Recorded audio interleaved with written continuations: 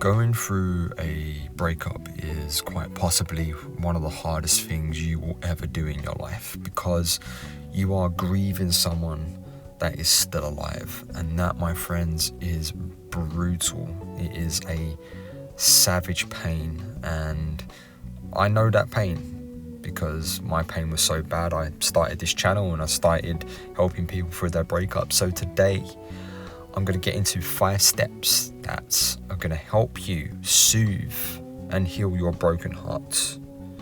Before I get into that, welcome back to The Love Fix. It's Nick, as always, doing my best to get you through your breakups as easily and as healthily as possible. If you need to work with me, or if you want to work with me on your breakup situation, on your heartbreak, you can email me at thelovefix20@gmail.com, or you can hit the coaching link in the description and book your appointment with me, and I will do my absolute best to guide you through this nasty, horrible, insidious time that you're going through. If that's not enough, you can come and join the Facebook group. Hit the link below in the description and come and join the growing community there. With all that said, let's get into the 5 steps of healing your broken heart. Step 1 might be a little unexpected and it's not sexy, but I promise steps 2 to 5 do get a little bit better. But step 1 is acceptance. Because guys, it's going to hurt for some time and it's going to sting, and we have to be okay with that. And I will say it's okay to feel that way right now. It's okay to say, hey, I'm just going to sit in the mud, and I'll be there with you, and try and get your friends and family to sit there with you, because you shouldn't be going through this alone. So accepting reality is a hard pill to swallow. And I'm not saying that's easy. I'm saying this is savagely brutal. But accepting one situation so you can function. Because, to quote one of my favourite films, Fight Club, it's only once we've lost everything that we're free to do anything. So try to use this time as an acceptance of your situation. And there are bigger and better things to come, because acceptance is step 1 to getting through this, to healing that wound and moving on to bigger and better things. And as promised, we come up to step 2, which I promise is going to be a little bit better than step 1. But step 2 is exercise.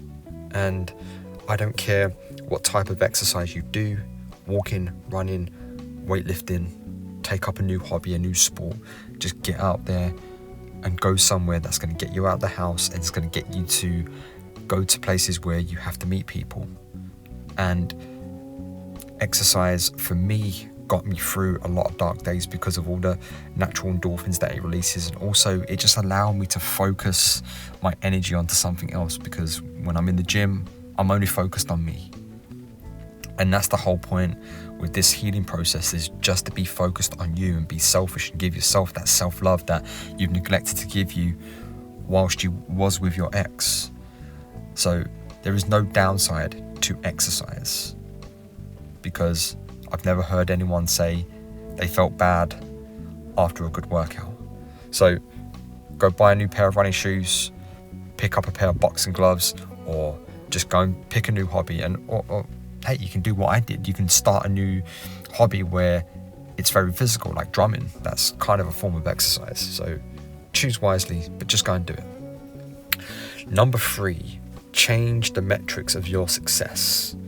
Focus on what you have over what you've lost, and focus on what you can gain out of this loss.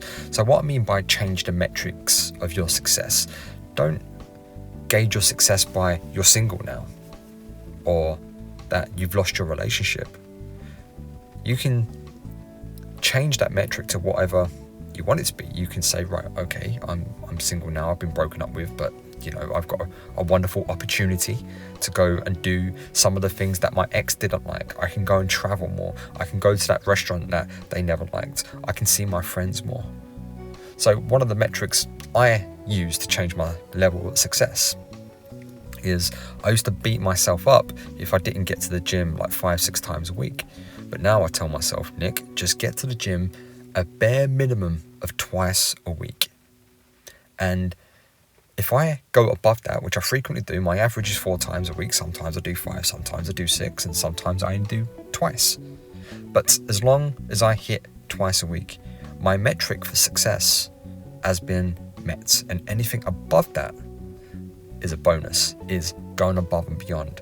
So your metric of success right now is, you could be saying, well, maybe that wasn't the person for me. Maybe my ex has put me onto a path to somebody even better. Now I can go on that holiday that I've always wanted to go. I can go and climb that mountain that she or he didn't want to do. I can now see my friends that they didn't like.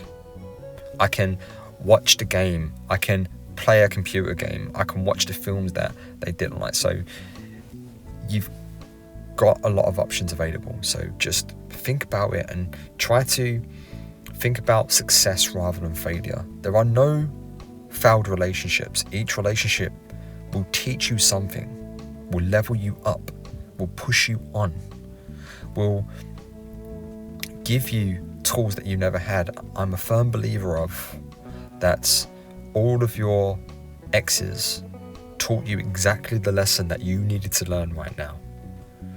Step number 4, journal. Get your thoughts down on paper. Guys, I didn't realize how powerful journaling is, but my therapist told me it's like a volcano. Our thoughts and feelings and emotions are like a volcano. And it build and build and build and build, and then it explodes. But what journaling does, it's like a release valve. You can just get it down on paper. It doesn't have to be poetry. It doesn't have to be a book. It just say, hey, I woke up at 7 a.m. this morning. I went to the gym, wasn't feeling too great, but I'm meeting friends later and I'm hoping I'm going to feel better. Or you can say, I've had a really great day. Or you can say, I really miss my ex and I'm crying and whatever. It doesn't have to be anything crazy.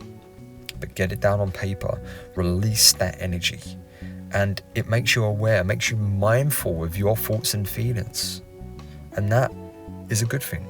Because right now, your brain is swimming in a chemical soup of withdrawal symptoms, for lack of a better term. I don't think I said that quite well there.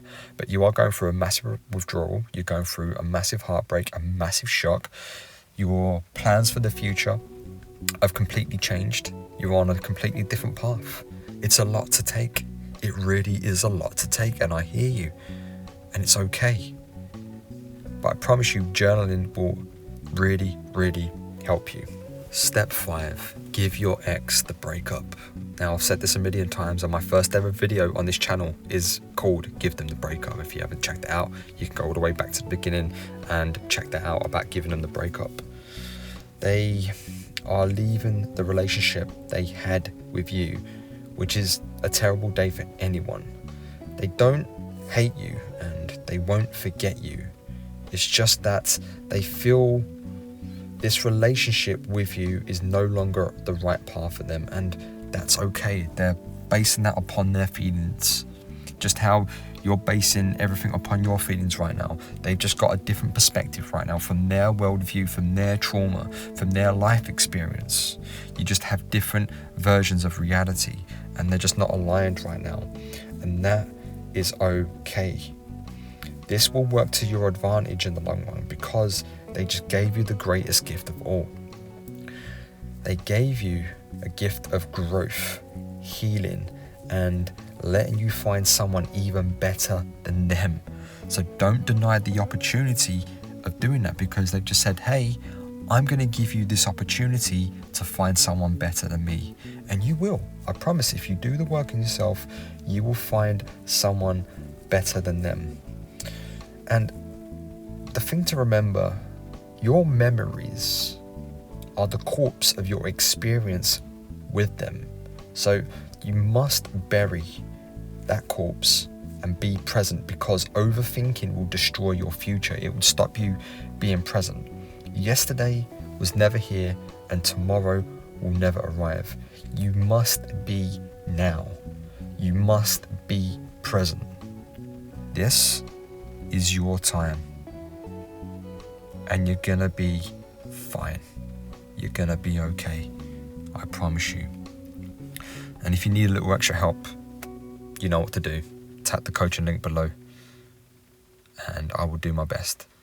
If that's not enough, tap the Facebook link below and come and join the wonderful community that is building in my Facebook group, guys. It is so much, I can't describe it. It's just so much support there. Everyone's just helping each other out. Everyone's making friends, and we find time to have a laugh here and there. So come and join us and be part of the community. You don't have to do this alone. You don't have to sit in the mud by yourself. I'm here. I'll listen. My Facebook community are there and they'll listen. And guys, I've made some amazing in real life friends out of that group and out of this channel. You can do the same. Come and join us. I hope this has been helpful, and I hope you are feeling just a little bit better today. Even if it's just 1%, forward is forward, and you're doing great. Don't give that energy to your ex anymore. Don't give it to them. Give it to yourself. Learn to love yourself unconditionally, and you will be fine. I will see you on the other side.